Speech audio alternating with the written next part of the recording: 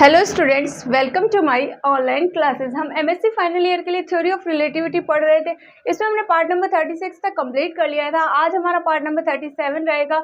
Unit हमारी 5th cosmology चल रही थी। सभी यूनिवर्सिटी जिनके सिलेबस में थ्योरी ऑफ रिलेटिविटी, आप इस वीडियो को कंप्लीट विजिट कर सकते हैं। अगर आपने पार्ट नंबर 36 तक नहीं विजिट किया है तो विजिट कर लो, चैनल की प्लेलिस्ट पे जाकर के प्रॉपर तरीके से नोट्स बना लो और बेहतरीन तैयारी करने के लिए हमारे साथ जुड़े रहो। देखो, तो जो लास्ट टॉपिक जो था 36 नंबर जो पार्ट था, वहां पे हमने चैप्टर नंबर 5 जो था वो स्टार्ट कर दिया था और उसमें हमने पढ़ा था स्टैटिक कॉस्मोलॉजिकल मॉडल। ये हम पढ़ चुके थे, इसको दोबारा नहीं लिखना है। आज का जो टॉपिक रहेगा वो इसी के आगे रहेगा, ठीक है, इसी में कंबाइन करके ही लिखना है। तो therefore static universe field equations are, तो हमने दो फील्ड की इक्वेशन ली थी। कौन कौन सी? एक तो प्रेशर की फॉर्म में थी और एक अपनी डेंसिटी की फॉर्म में थी। तो हमारी देखो, जो डेंसिटी के फॉर्म में थी 8 pi rho is equals to ई की power minus lambda lambda dash by r minus 1 upon r square plus 1 upon r square minus cosmological constant, इसको हमने इक्वेशन नंबर 1 दी थी। और जो प्रेशर की टर्म में थी 8 pi p is equals to ई की power minus lambda v dash upon r minus 1 upon r square minus 1 upon r square plus cosmological constant, और ये हमारी इक्वेशन नंबर 2 थी। इसके बाद में हमने एक इक्वेशन ये भी ली थी कि dp अपॉन dr, जो प्रेशर में r के थ्रू क्या होगा, चेंज होगा, उसकी वैल्यू क्या लेनी है, -1/2 p plus rho v dash, और इसको इक्वेशन नंबर क्या का, 3rd का।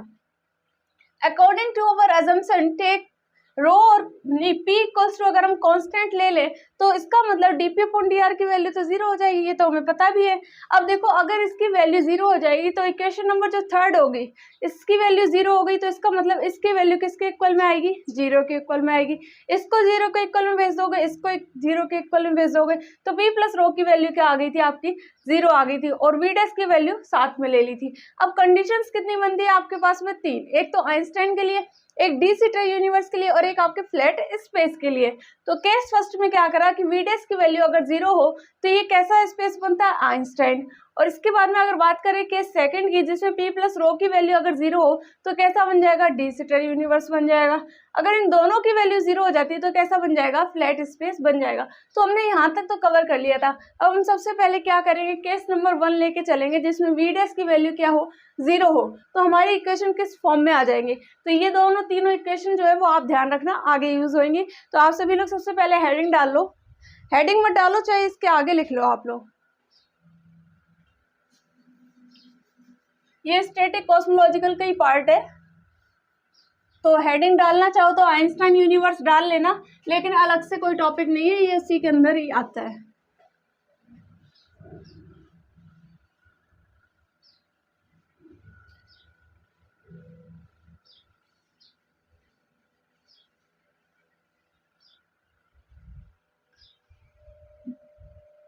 तो केस फर्स्ट लिखो आप लोग, केस फर्स्ट में लिखना, किसके लिए फाइंड आउट करेंगे ये लिख लो। चलो, आइंस्टाइन यूनिवर्स,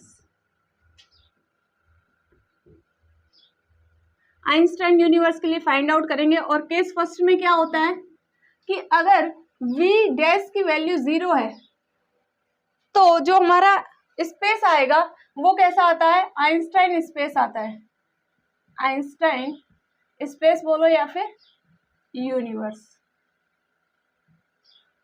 यही तो केस था ना कि वी डैश की वैल्यू अगर 0 हो तो आइंस्टाइन यूनिवर्स आता है। अब एक बात बताओ, किसी के डेरिवेटिव यानी वी डैश की वैल्यू 0 है, इसका मतलब डीवी अपॉन डीआर की वैल्यू क्या हो जाएगी,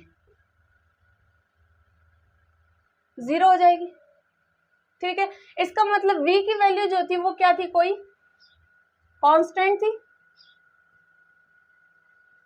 v की वैल्यू क्या थी, कोई कांस्टेंट थी। अब हम क्या करेंगे, r के लिए जो होती है वो लिमिट पुट करनी है, तो दोनों साइड लिमिट पुट करेंगे कि limit r tending to 0 v is equals to limit r tending to 0 constant. अब अगर v में लिमिट r टेंडिंग टू 0 करेंगे तो इसकी वैल्यू तो क्या हो जाएगी, 0। कांस्टेंट है तो कांस्टेंट पे कोई अंतर नहीं आएगा, इसका मतलब ये वैल्यू तो ऐसी की आ गई, यानी कि कांस्टेंट की वैल्यू क्या आ गई, 0 आ गई। अब बताओ, कांस्टेंट की वैल्यू 0 है, इसका मतलब v की वैल्यू भी क्या आ जाएगी, 0 आ जाएगी। v की वैल्यू क्या हो गई, 0 हो गई। जब अपना क्या आया, कांस्टेंट की वैल्यू 0 आई और कांस्टेंट की वैल्यू 0 को यहाँ रखा तो v की वैल्यू क्या आ गई, अपनी 0 आ गई। इसके बाद में लिखो then by the equation of pressure.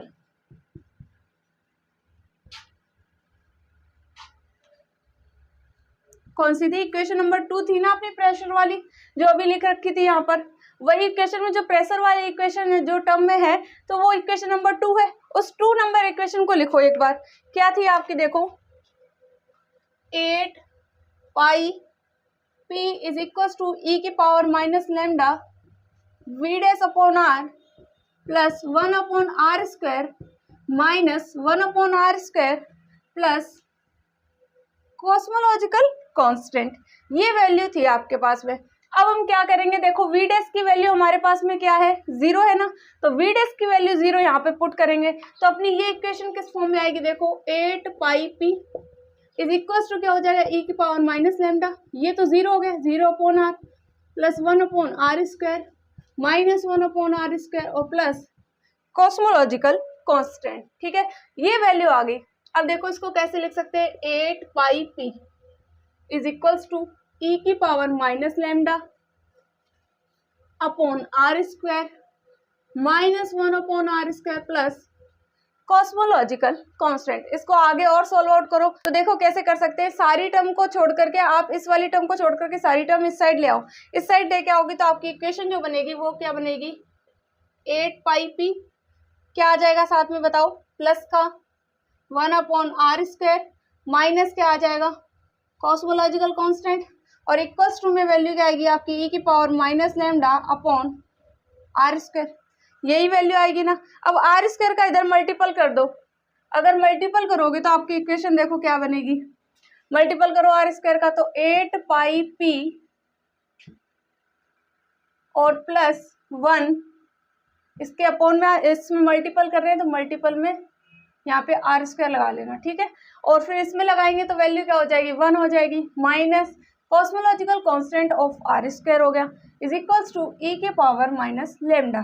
ये वैल्यू आ गई अपने पास में। अब देखो यहाँ से 8 पाई पी, ठीक है, साथ में क्या है? माइनस कॉस्मोलॉजिकल कांस्टेंट और इसके साथ में क्या है? आर स्क्वायर प्लस का क्या है? 1 है इज इक्वल्स टू ई के power minus lambda.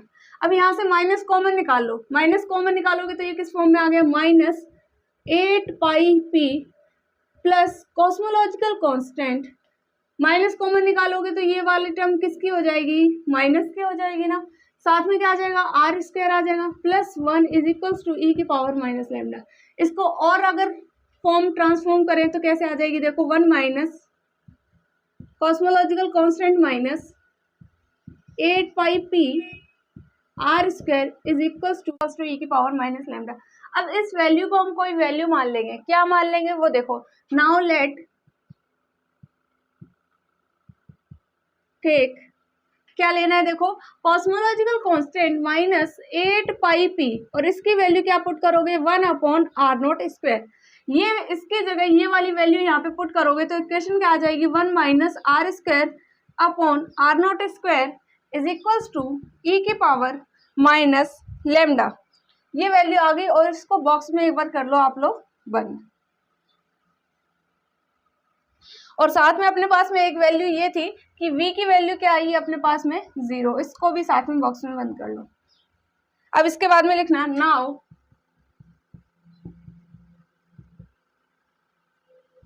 Now put this values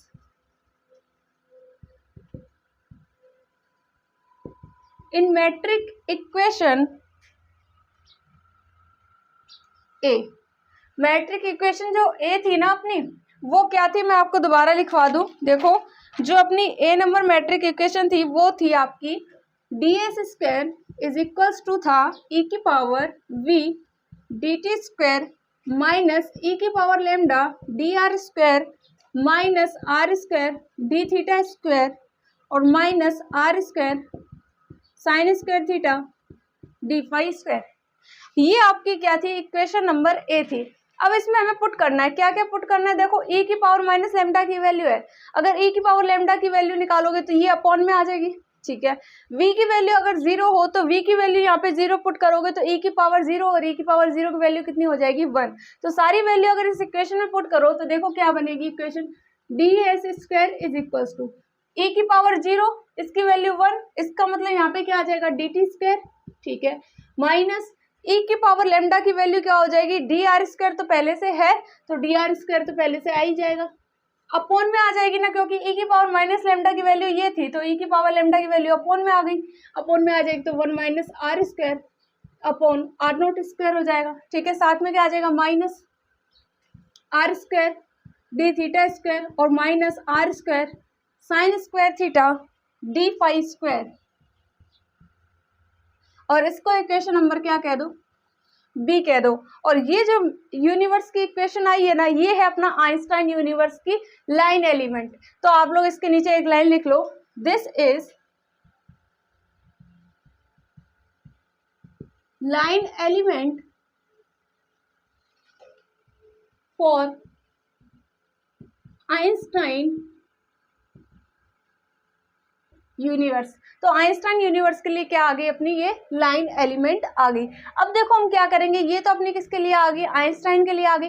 अब हम आगे किसके लिए सॉल्व आउट करेंगे, केस सेकंड लेंगे, और केस सेकंड से जो हमारी इक्वेशन निकल के आएगी वो किसकी आएगी, डी सिटर की आएगी। तो सिमिलरली ऐसे ही करना है, तो अब लिखो इसके आगे केस सेकंड।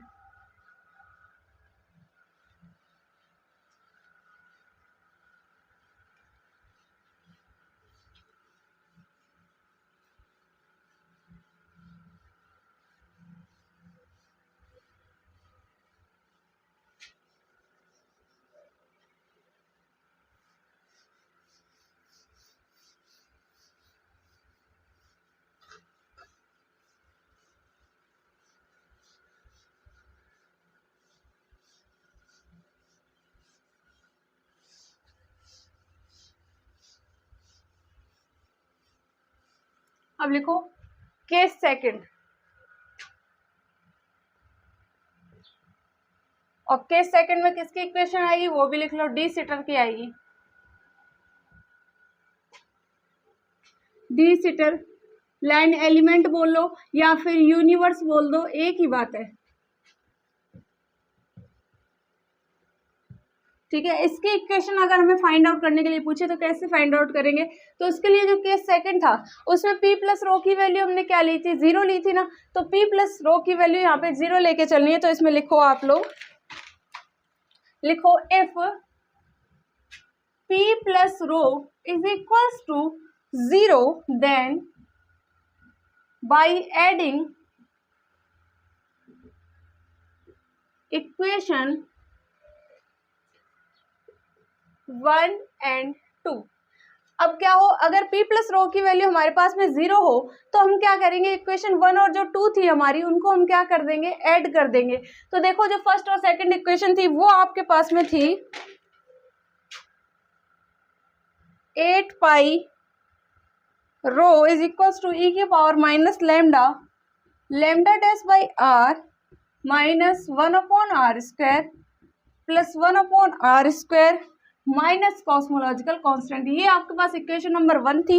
और 2 की बात करें तो आपके पास में थी 8 pi p is equals to ई की power minus lambda v dash by r plus 1 upon r square minus 1 upon r square plus cosmological constant. ये आपके पास में इक्वेशन नंबर 2 थी।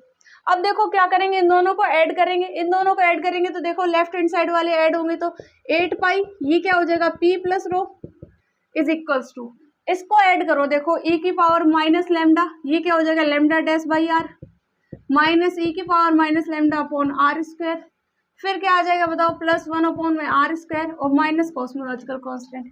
इसको ऐड करो, इसको ऐड करेंगे तो क्या आ जाएगा e की power minus lambda v dash by r, फिर इससे मल्टीपल करो तो क्या हो जाएगा e की power minus lambda upon r square minus 1 upon r square था ही, प्लस में क्या आ जाएगा कॉस्मोलॉजिकल कांस्टेंट। ये वैल्यू आपके पास में आ गई। अब देखो कुछ कैंसिल आउट भी होगा और कुछ अपने पास में बचेगा। अभी देखो कौन कौन सी वैल्यू कैंसिल आउट हो रही है। एक तो देखो ये प्लस की है, ये माइनस की है, कैंसिल आउट हो रहे हैं तो कैंसिल आउट कर दो। इसके बाद में देखो e की power minus lambda, lambda dash by r, e की पावर माइनस लेमडा और ये तो लेमडा डैश है, दोनों लेमडा डैश है क्या, एक लेमडा डैश हो गया e की पावर माइनस लेमडा अपॉन में आर स्क्वायर, ये तो कैंसिल आउट हो गया, ये कैंसिल नहीं होंगे क्योंकि ये इसमें एक में तो लेमडा डैश है, एक में वी डैश है। अब देखो और कौन कौन से कॉस्मोलॉजिकल कांस्टेंट भी कैंसिल हो रहे हैं, 1/r² माइनस का 1/r² कैंसिल आउट हो गए। अपने पास में दो वैल्यू ये रहेगी और साथ में ये, तो 8 pi p plus rho is equals to e की पावर माइनस लेमडा दोनों में कॉमन है, तो e की पावर माइनस लेमडा दोनों में कॉमन निकालिए, क्या आ जाएगा lambda dash plus v dash upon में आर, ये वैल्यू आ जाएगी। अब यहाँ से हम किसकी वैल्यू 0 लेके चलेंगे और फिर लिमिट लगाएंगे, तो अब की बार हम lambda dash plus v dash की वैल्यू लेके चलेंगे। तो लिखो सबसे पहले इसमें लिखना, इसमें एक लाइन और, इन दिस इक्वेशन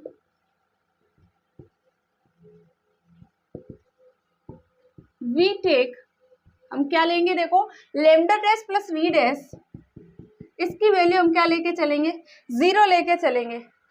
अब इसकी वैल्यू 0 है, इसका मतलब क्या हो गया D lambda upon D R और plus DV upon D R, और इसकी वैल्यू क्या आएगी 0 आएगी। इसका मतलब यही तो होता है ना। अब देखो D Y by D r lambda plus v is equals to 0, इसकी वैल्यू क्या हो गई 0 हो गई। इसका मतलब अगर इसके डेरिवेटिव की वैल्यू 0 है, इसका मतलब ये कोई ना कोई कांस्टेंट वैल्यू थी, तो हम क्या लिख सकते हैं lambda plus v equals to क्या होगा, कोई ना कोई कांस्टेंट वैल्यू होगी। अब हम इसमें क्या लगा देंगे, फिर से लिमिट लगा देंगे। तो देखो लिमिट लगाएंगे तो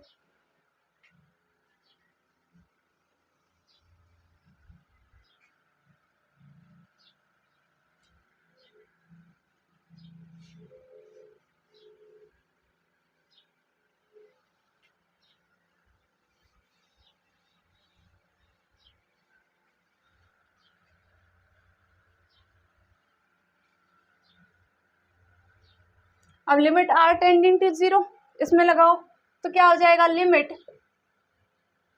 r टेंडिंग टू 0 क्या है lambda plus v is equals to limit r tending to 0 constant.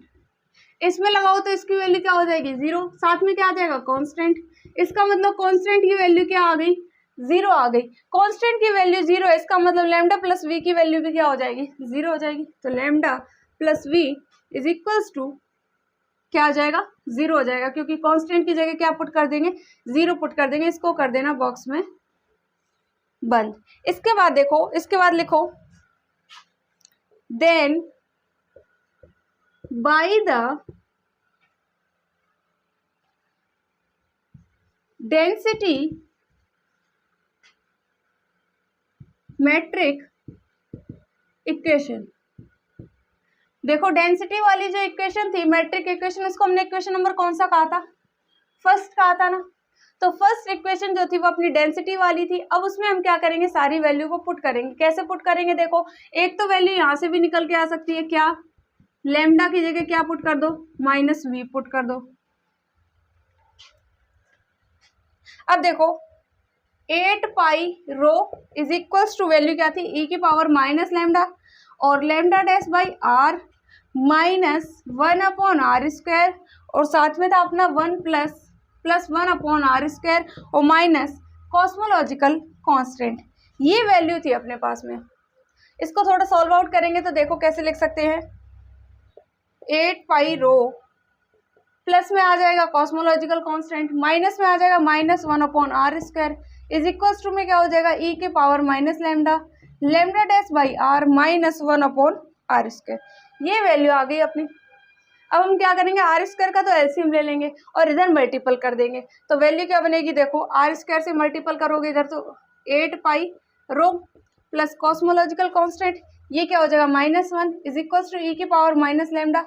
इसका एलसीएम लेगा तो क्या बनेगा देखो, लेमडा डैश r आ जाएगा -1 हो जाएगा, और जो r² आया था उसको तो हमने यहाँ पे मल्टीपल कर ही दिया है। अब देखो इसके बाद में इसको हम अगर मॉडिफाई करें फिर से तो वैल्यू देखो कैसे लिख सकते हैं, तो 1 माइनस कॉमन निकाल लो तो क्या हो जाएगा 1 माइनस का क्या बन जाएगा 8 pi rho plus cosmological constant, minus common निकाला है सिर्फ, r² is equals to e की पावर माइनस लेमडा। फिर जो माइनस निकाला है तो ये टर्म किस में आ जाएगी, 1 माइनस लेमडा डैश आर में बन जाएगी। अब देखो क्या लिख सकते हैं, 1 माइनस 8 पाई रो तो था ही plus cosmological constant R square is equals to, इसको हम किस टर्म में लिख सकते हैं, देखो D Y by D R E की पावर माइनस लेमडा और आर। देखो इसका दोबारा करोगे तो यही टर्म बनेगी ना, कैसे बनेगी, डी आर, देखो ई की पावर माइनस लेमडा तो ई की पावर माइनस लेमडा, आर का करोगे तो क्या हो जाएगा 1, फिर माइनस का साइन आ जाएगा, ई लेमडा डैश और आर, इसका फिर से करोगे तो वैल्यू क्या आ जाएगी, देखो ई की पावर माइनस लेमडा और आर था ही, तो अब की बार आर को तो सेम रख लो, और ई की पावर माइनस लेमडा का क्या होगा, ई की पावर माइनस लेमडा, और लेमडा का करोगे तो फिर से क्या आ जाएगा, लेमडा डैश। तो कॉमन निकाल के सॉल्व आउट करोगे तो यही टर्म वापस आ रही है ना। तो ये जो इक्वेशन आ गई ना, इसको आगे सॉल्व आउट करेंगे। अब देखो लिखो इसके आगे take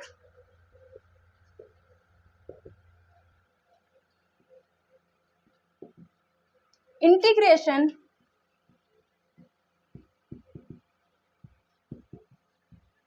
both side with respect to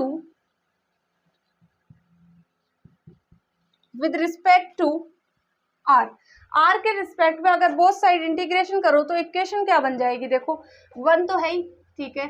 अब देखो 8 इसका करोगे ना तो इसका तो r आएगा ना, r के रिस्पेक्ट में करना है, तो 8 पाई रो हो गया प्लस कॉस्मोलॉजिकल कांस्टेंट हो गया, इसका करेंगे तो r की पावर 3/3 हो गया, इसका करोगे तो वैल्यू क्या आ जाएगी, e की पावर माइनस लेमडा और r प्लस में क्या आ जाएगा, कोई कॉस्मोलॉजिकल कांस्टेंट आ जाएगा।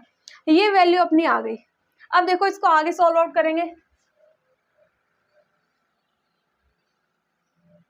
अब लिखो एज r टेंडिंग टू 0, अगर r की वैल्यू 0 को टेंड कर जाएगी तो ये वाली टर्म 0 हो जाएगी, r वाली टर्म सारी क्या हो जाएंगी, 0 हो जाएगी, तो ये भी 0, r वाली टर्म ये भी 0, सिर्फ बचेगा क्या, अपना a बचेगा। इसका मतलब 0 minus 0 is equals to 0 plus a, इसका मतलब a की वैल्यू क्या आ गई, अपनी 0 आ गई। a की वैल्यू अगर 0 आ गई तो ये इक्वेशन जो आएगी वो किस फॉर्म में आएगी बताओ, r minus 8 pi rho plus cosmological constant r के cube by 3 is equals to ई की पावर माइनस लेमडा और r। ये इक्वेशन आ गई अपनी। अब इसके आगे सॉल्व आउट करेंगे। एक वो इंटीग्रेशन कांस्टेंट था तो हमने r टेंडिंग टू 0 करा तो सबकी वैल्यू 0 हो गई, और a की वैल्यू क्या आ गई, 0 आ गई, और सारी वैल्यू हमने पुट कर ली और इसको इस फॉर्म में लिख लिया। अब इसके आगे सॉल्व आउट करना है तो लिखो, सो r e की power minus lambda is equals to r minus 8 pi rho plus cosmological constant r की क्यूब बाई 3। क्या करा हमने, सिर्फ इसको इस साइड लिख दिया जिससे कि ये थोड़ा इजी वे में हो जाए। अब देखो यहाँ से r डिवाइड में लगा दो उस साइड, तो e की पावर माइनस लेमडा, यहाँ से क्या वैल्यू आ जाएगी 1, माइनस क्या हो जाएगा 8 pi rho plus cosmological constant, और ये क्या हो जाएगा r स्क्वायर बाई 3 हो गया। अब लिखो नाउ if we take क्या लेना है, देखो r नॉट स्क्वायर की वैल्यू अब की बार क्या लेंगे, तो लिखो 3/8 पाई रो प्लस कॉस्मोलॉजिकल कांस्टेंट। अब की बार r नॉट स्क्वायर की वैल्यू हमने क्या ले ली, 3/8 पाई रो प्लस कॉस्मोलॉजिकल कांस्टेंट, इसमें वैल्यू पुट करो तो देखो क्या आ जाएगी इक्वेशन, तो e की पावर माइनस लेमडा हो गया, 1 माइनस का साइन r स्क्वायर था तो r स्क्वायर हो गया, और इस पूरी टर्म को हमने क्या माना है, इतने 3 को लेकर के इसको पूरी टर्म को r नॉट स्क्वायर, तो इसका मतलब अपॉन में क्या आ जाएगा, r नॉट स्क्वायर आ जाएगा।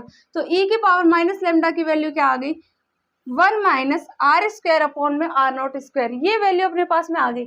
अब देखो हम क्या करेंगे, तो लिखना है इसके आगे, if v is equals to minus lambda then this value will be, देखो एक माइनस लेमडा की टर्म में तो आ ही चुकी है, तो हम दोबारा तो कोई लेमडा की टर्म में निकालने वाले नहीं। अब हम किस में की फॉर्म में निकालेंगे, v की फॉर्म में, और v की वैल्यू यहाँ से निकाल सकते हैं, तो v की वैल्यू यहाँ से निकालोगे तो वैल्यू क्या आ जाएगी, माइनस लेमडा, तो v की वैल्यू माइनस लेमडा हो तो यहाँ पर वैल्यू पुट कर दो, तो e की पावर क्या हो जाएगा आपकी, और v, और इसकी वैल्यू क्या आ जाएगी 1/1 minus r square upon r not square, ये आ जाएगी। इसको भी बॉक्स में बंद कर लो। अब अपने पास में कितनी वैल्यू होगी, देखो एक तो ये वैल्यू हो गई, एक वैल्यू अपने पास में ये हो गई। अब हम क्या करेंगे, मैट्रिक इक्वेशन जो थी ना ए वाली, उसमें दोनों वैल्यू पुट कर देंगे। तो देखो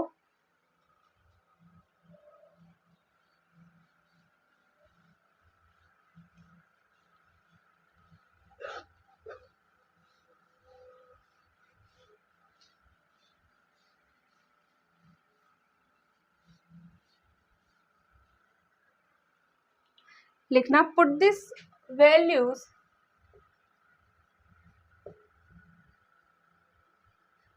values in metric equation A. और मेट्रिक इक्वेशन ए जो थी वो थी अपनी, दोबारा से लिख लेना आप लोग, लिख लो d S square is equal to ई की power we D T square minus ई की power lambda D R square minus are square D theta square और minus are square sine square theta D phi square. ये अपनी equation थी, equation number A. अब देखो ई की power minus lambda की value है कौन सी, ये वाली। अगर ई की पावर प्लस लेमडा की निकालोगे तो ये वैल्यू अपॉन में चली जाएगी। ई की पावर वी की वैल्यू अपने पास में है, तो देखो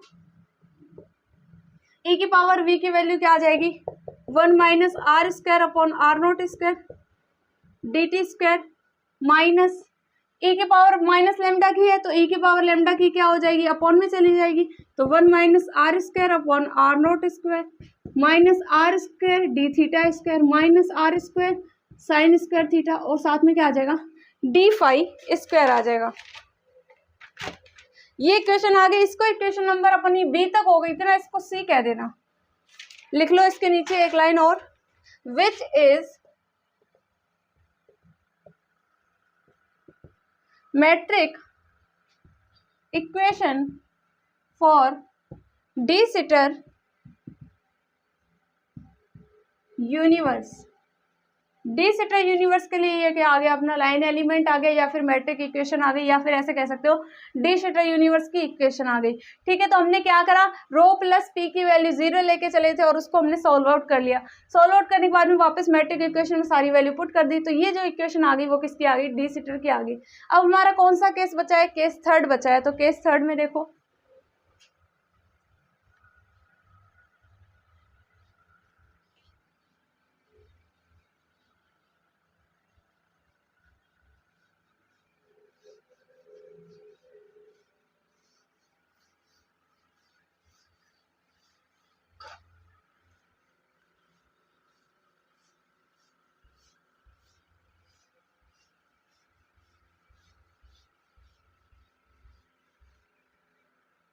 लिखो केस थर्ड। और केस थर्ड में जो इक्वेशन आएगी वो आएगी फ्लैट स्पेस की। तो ये भी लिख लो किसकी आएगी, फ्लैट स्पेस टाइम। और जब हम क्या लेंगे,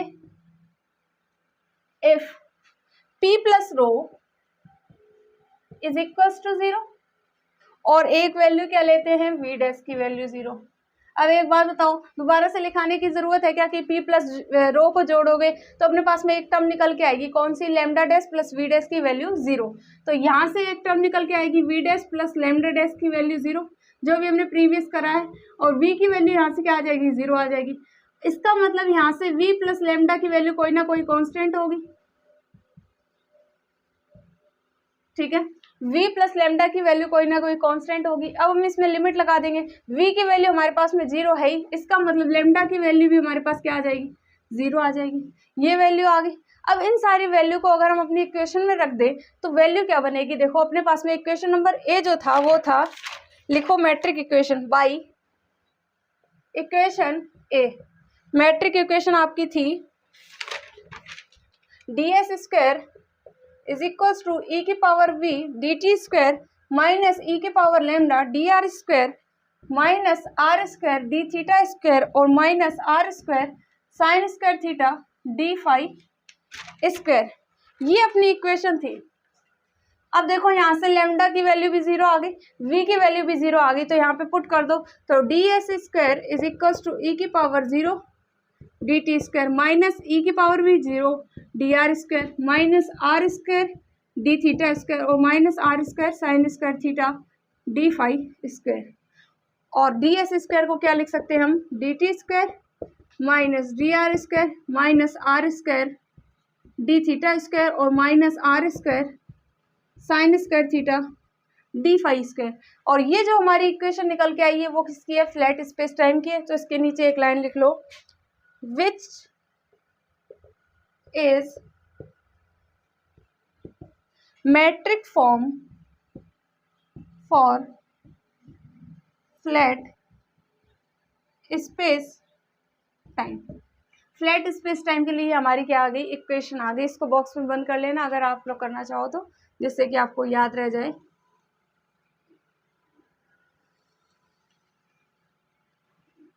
तो ये अपने तीनों केस थे। एक तो था अपना आइंस्टाइन यूनिवर्स के लिए, एक डी सिटर यूनिवर्स के लिए, और तीसरा जो था वो अपना था फ्लैट स्पेस टाइम के लिए। आप सभी लोग इसको प्रॉपर तरीके से लिख लेना और प्रैक्टिस कर लेना। आगे आने वाले जितने भी टॉपिक हैं वो इन तीन स्पेस पर ही रिलेटेड होंगे, जिसमें हम पढ़ेंगे जियोमेट्रिकल प्रॉपर्टीज और physical properties of Einstein universe. उसके बाद में हम पढ़ने वाले हैं किसकी, डी सिटर यूनिवर्स की। इसके बाद में नॉन कॉस्मोलॉजिकल जो अपने मॉडल्स होते हैं, जिसमें वेल्स पोस्टुलेट आता है, हबल्स लॉ आता है, वो उसके बारे में पढ़ेंगे। फिर हमारी कॉस्मोलॉजी हो जाएगी कंप्लीट। तो नेक्स्ट वीडियो में जो 38 नंबर पार्ट रहेगा उसमें हम पढ़ेंगे आइंस्टाइन यूनिवर्स की जो अपनी ज्योमेट्रिकल प्रॉपर्टीज है। पहले ज्योमेट्रिकल पढ़ लेंगे, फिर फिजिकल पढ़ लेंगे, तो थोड़ी आसान लगेगी। तो सबसे पहले ज्योमेट्रिकल प्रॉपर्टीज उसकी हम पढ़ेंगे। तब तक आप लोगों ने अगर इससे पहले की वीडियो नहीं देखी तो वीडियो को विजिट कर ले। साथ में चैनल को लाइक शेयर सब्सक्राइब करना ना भूले। Thank you so much.